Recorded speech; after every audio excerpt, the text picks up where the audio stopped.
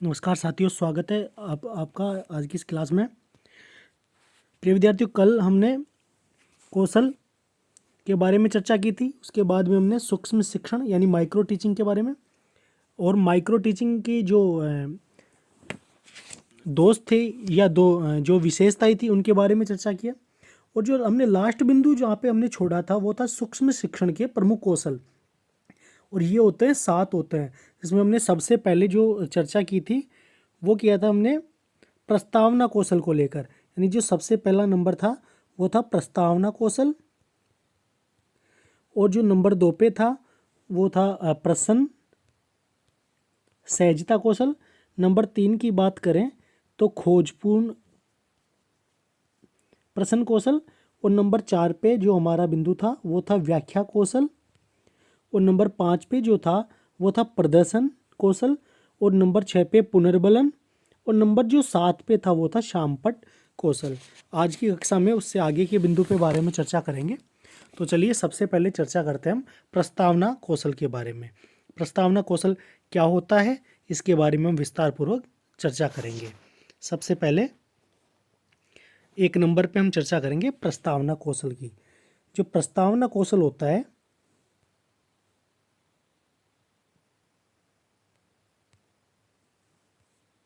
प्रस्तावना कौशल की जो परिभाषा यानी इसके जो कुछ मुख्य जो उपयोग या जो गुण होते हैं उनके बारे में चर्चा करेंगे। तो प्रस्तावना कौशल में पहला जो बिंदु है, इस कौशल का संबंध पाठ आरंभ के पूर्व से है। और जो अगला बिंदु है, इसके द्वारा विद्यार्थियों के पूर्व ज्ञान की खोज की जाती है। यानी सबसे पहले ये पाठ जो आरंभ करते हैं उससे पहले का जो कौशल है ये प्रस्तावना कौशल होता है, और इसके द्वारा विद्यार्थियों के पूर्व ज्ञान की खोज की जाती है। अगला बिंदु है, इसमें वे प्रश्न होते हैं जो विद्यार्थियों के पूर्व ज्ञान पर निर्भर करते हैं। अगला बिंदु है, इसका संबंध कक्षा में पढ़ाने के पूर्व का होता है, अर्थात इसे पाठ्य योजना का हिस्सा माना जाता है। फिर बात करें हम अगले कौशल के बारे में, तो इस कौशल में प्रश्नों के माध्यम से प्रकरण तक पहुंचा जाता है। यानी प्रस्तावना कौशल में क्या होता है कि जो प्रस्तावना कौशल को एक प्रश्न से दूसरा प्रश्न जुड़ा हुआ होता है, और हम जो प्रकरण होता है, मुख्य जो बिंदु होता है हमारा पाठ का, वहाँ तक इस कौशल के माध्यम से पहुँचा जाता है। फिर जो इसमें सबसे इम्पोर्टेंट बिंदु है, यानी प्रश्न पूछते समय यह ध्यान रखा जाना चाहिए कि प्रश्नों में तारतम्यता का गुण हो। यानी एक प्रश्न अगले प्रश्न से जुड़ा हुआ हो, प्रथम प्रश्न के उत्तर से अगला प्रश्न आरंभ होना चाहिए। बहुत महत्वपूर्ण बिंदु है। प्रश्नों का स्तर है, जो प्रश्नों का स्तर है विद्यार्थी के पूर्व ज्ञान से दिग्नय हो। यानी जो पहले का जो ज्ञान है विद्यार्थियों के, उससे संबंधित ही प्रश्न होना चाहिए। अगला बिंदु है कि प्रश्न स्पष्ट होने चाहिए, प्रश्न संक्षिप्त भी होने चाहिए, अंतिम प्रश्न समस्यात्मक होना चाहिए, ताकि अध्यापक अपने प्रकरण का नाम घोषित कर सके। जो प्रस्तावना कौशल में जो अंतिम जो प्रश्न पूछा जाता है वो समस्यात्मक होना चाहिए। यानी ऐसा प्रश्न हो जिसका उत्तर थोड़ा व्याख्या के रूप में दिया जाना चाहिए, जिससे विद्यार्थी को उत्तर नहीं ज्ञात होगा, और फिर हम अपने प्रकरण का जो बिंदु है वहाँ तक हम पहुँच सकें। फिर इसके बारे में अगला जो महत्वपूर्ण बिंदु है वो है, प्रिय विद्यार्थियों, इस कौशल का समय अधिकतम 5 से 7 मिनट का होता है। कई बार परीक्षाओं में प्रश्न आ जाता है कि प्रस्तावना कौशल का जो समय होता है वो अधिकतम कितना होता है, यानी 5 मिनट से लेकर 7 मिनट तक।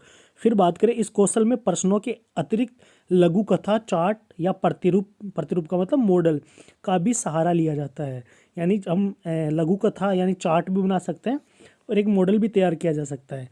फिर इसके बाद में जो अगला जो कौशल आता है, 2 नंबर पे जो कौशल होता है वो है प्रश्न सहजता कौशल। प्रश्न सहजता कौशल यानी 2 नंबर का कौशल है। इसके अंतर्गत क्या होता है कि इसके अंतर्गत अध्यापक को अभ्यास कराया जाता है कि पूछे जाने वाले प्रश्न भाषा की दृष्टि से सरल होने चाहिए। बात करें उत्तर के रूप में चाहिए गई सामग्री यानी विषय वस्तु स्पष्ट होनी चाहिए। प्रश्न सहजता कौशल में जो विषय वस्तु हम पेश कर रहे हैं यानी प्रकट कर रहे हैं वो बिल्कुल स्पष्ट होनी चाहिए। फिर विद्यार्थी को तीसरा बिंदु है, विद्यार्थियों को उनके स्तर के अनुकूल प्रश्न पूछने चाहिए। और चौथा जो बिंदु है, प्रश्न विषय वस्तु से संबंधित होना चाहिए।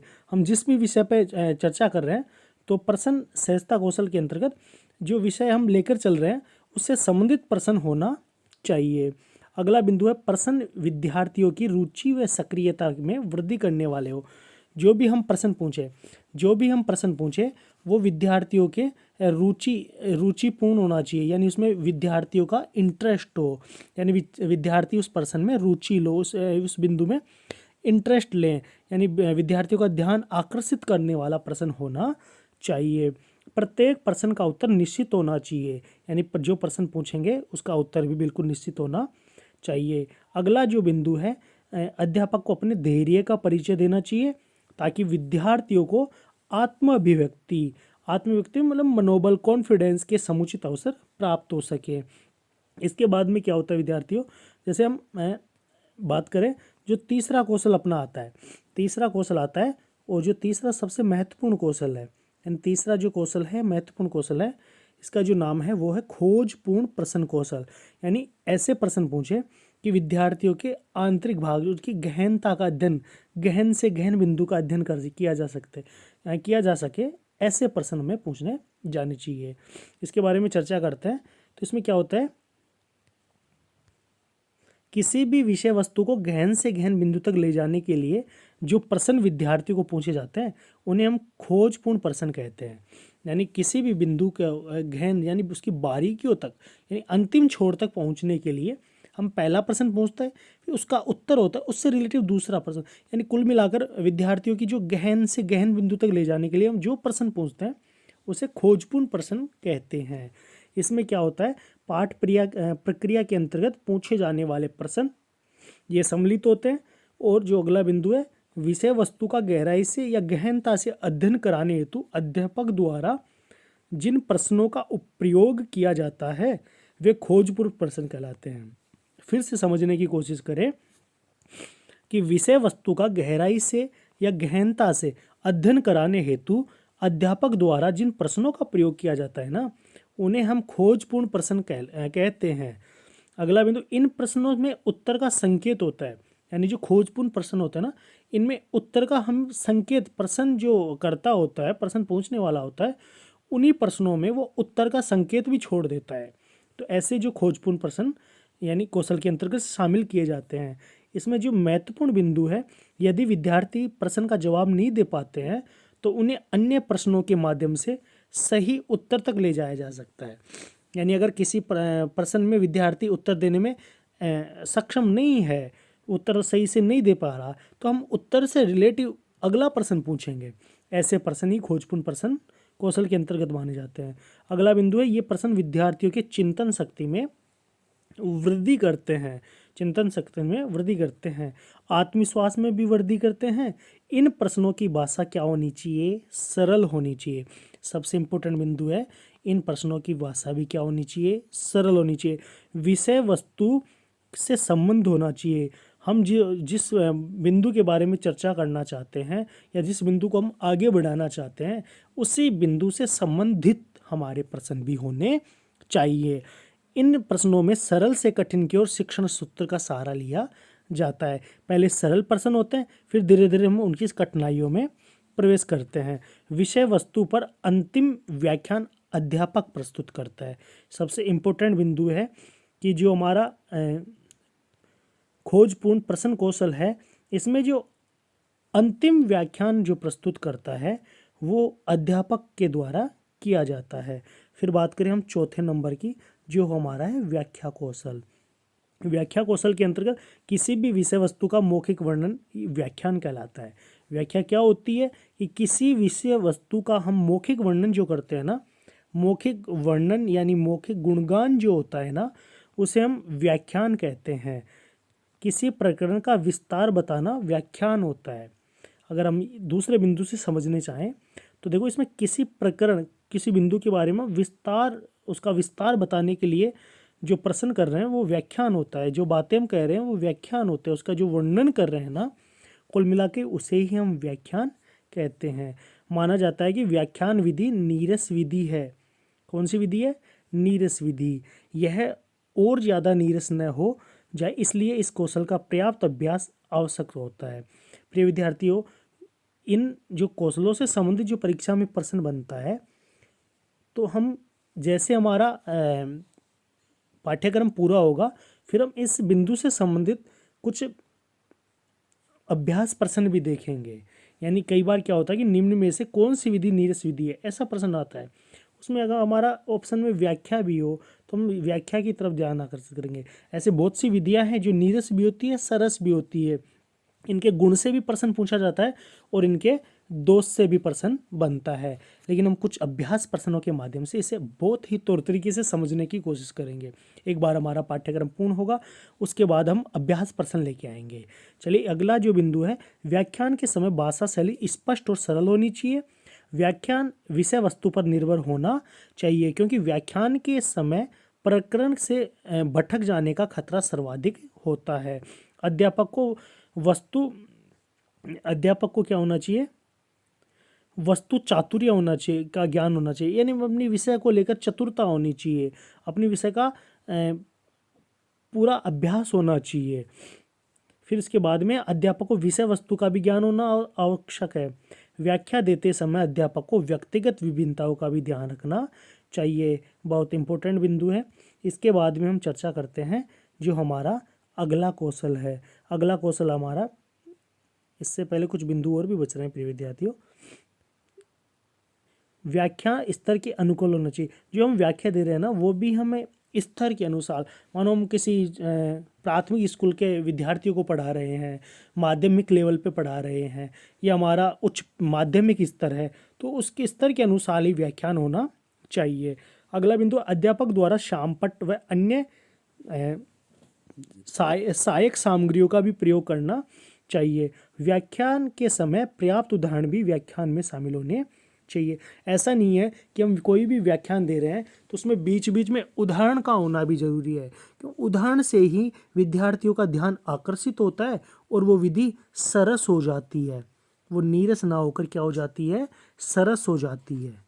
तो हमें बीच बीच में व्याख्यान के समय कुछ उदाहरण भी देते रहना चाहिए। यदा कदा कभी जरूरत पड़े तो हमें मुहावरे और लोकोक्तियों का भी सहारा ले लेना चाहिए। ये हमारी थी व्याख्यान विधि। फिर इसके बाद में आती है नंबर 5 पर प्रदर्शन कौशल विधि। कौन सी विधि, प्रदर्शन कौशल विधि।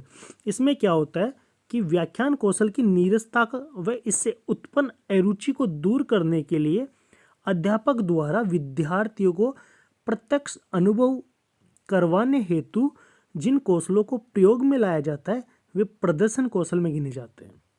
फिर से समझे कि व्याख्यान कौशल की नीरसता, अगर व्याख्यान कौशल चल रहा है उसमें विद्यार्थी नीरस है, यानी उसको रस की अनुभूति नहीं हो रही, इससे उत्पन्न अरुचि को दूर करने के लिए अध्यापक द्वारा विद्यार्थियों को प्रत्यक्ष अनुभव कराने हेतु जिन कौशलों का प्रयोग में लाया जाता है, यानी जिन कौशलों को प्रयोग में लिया जाता है, वे प्रदर्शन कौशल के अंतर्गत शामिल किए जाते हैं। इसमें क्या होता है कि इसमें अध्यापक द्वारा चित्र, मॉडल, प्रतिरूप, चार्ट, सारणी, ग्राफ, वास्तविक सामग्री, रंगमंच आदि का प्रयोग किया जाता है।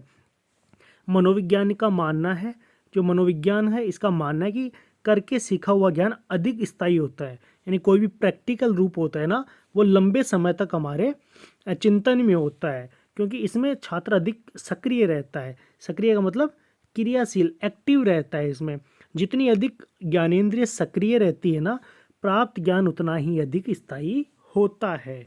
इसके बाद में इसका प्रयोग करते समय यदि छात्र सहभागिता ली जाती है तो पाठ रुचि में वृद्धि होती है। अगला बिंदु, प्रदर्शन सामग्री विषय वस्तु से संबंधित होनी चाहिए। प्रदर्शित, जो भी हम प्रदर्शन कर रहे हैं या जो हमारी प्रदर्शित सामग्री है, विद्यार्थियों के स्तर के अनुकूल होनी चाहिए। यानी हम जो भी माध्यमिक, प्राथमिक, उच्च प्राथमिक जो भी स्तर है विद्यार्थियों का, उसके अनुकूल ही हमारी सामग्री हो, प्रदर्शित जो भी सामग्री होनी चाहिए। प्रदर्शित सामग्री कक्षा कक्ष के वातावरण के अनुकूल होनी चाहिए, कि हमारी जो कक्षा कक्ष का जो माहौल है, जो वातावरण है, उसी के अनुसार हमारी सामग्री भी होनी चाहिए। फिर अगला बिंदु है, अध्यापक को स्वयं भी एक मॉडल के रूप में प्रस्तुत करना चाहिए, ताकि विद्यार्थियों पर सकारात्मक प्रभाव पड़े।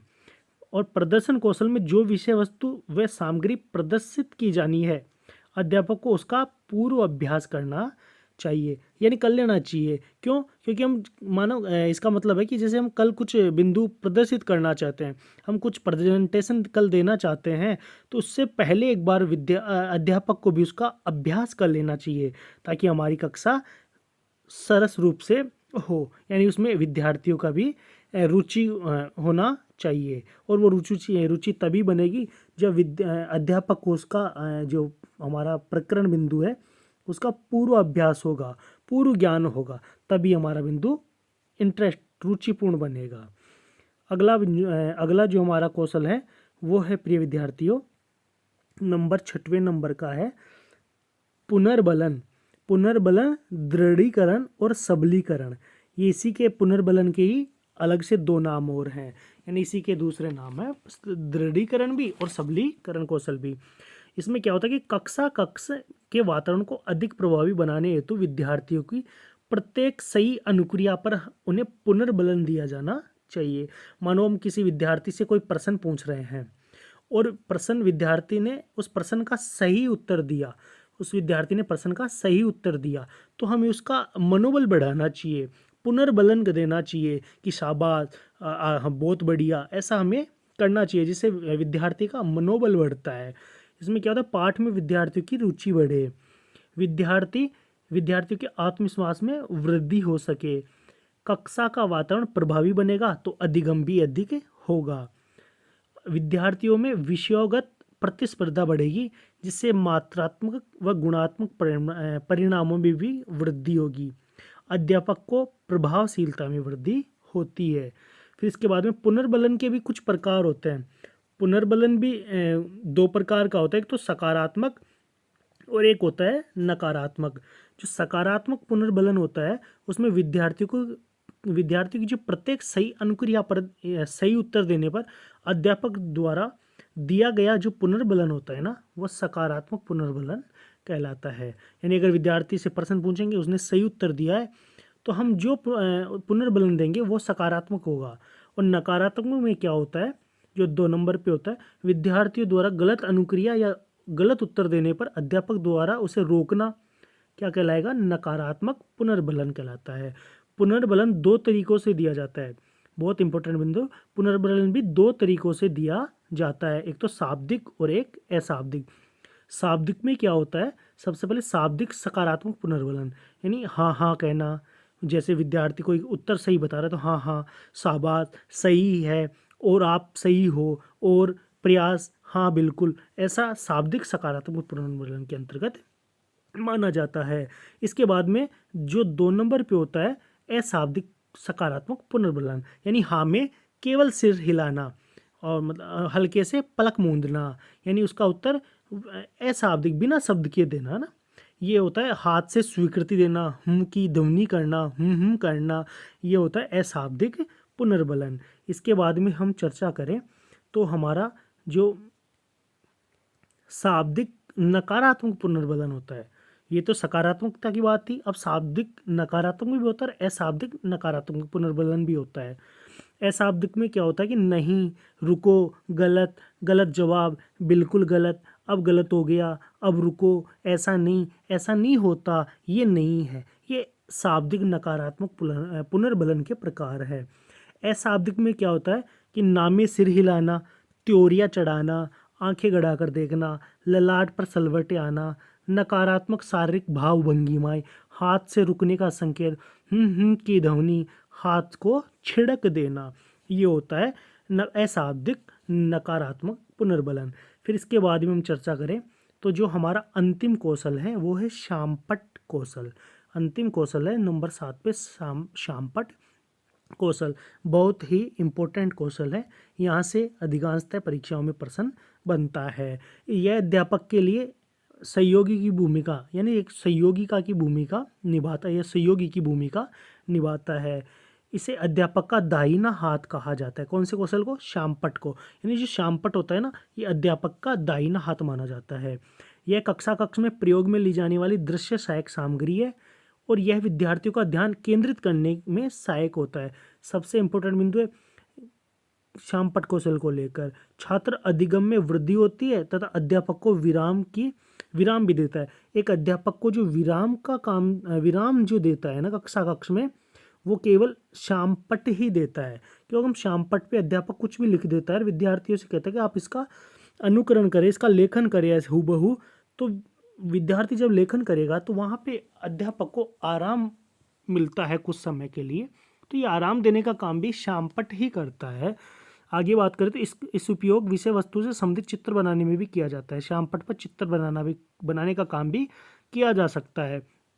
पाठ के आरंभ से अंत तक जो प्रकरण पढ़ाया जाता है उसका नामोल्लेख शामपट पर किया जाता है ताकि शिक्षण प्रभावी हो सके। अगला बिंदु है अध्यापक विषय वस्तु से संबंधित सारणी व रेखा चित्र बनाने में शामपट का उपयोग करता है। गृह कार्य व मूल्यांकन प्रश्नों का उल्लेख भी शामपट पर किया जाता है। कठिन बिंदु शब्दार्थ आते हैं वो पढ़ाते वक्त, तो उनका लेख भी अध्यापक शामपट पर करता है। अगला बिंदु कठिन प्रश्नों का उल्लेख भी शामपट पर किया जाता है।